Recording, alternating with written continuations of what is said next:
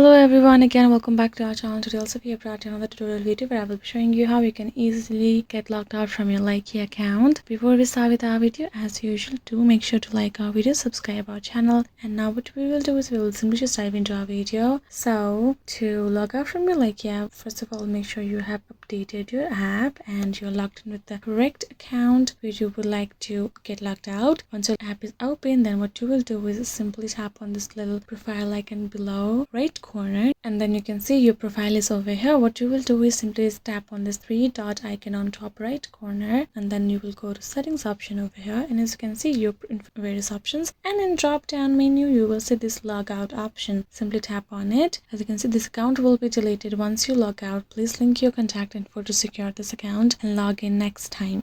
So you will simply tap on this link now and link your information with your contact info, and then you can again get back to your account, or if you simply tap on this delete anyway, then your account will be deleted and you will get logged out as well. So yeah, this is simply you can get logged out from your Likee account. And yeah, this is it for today's video everybody. I hope this video was helpful to you guys, and yeah, I'll see you guys next time.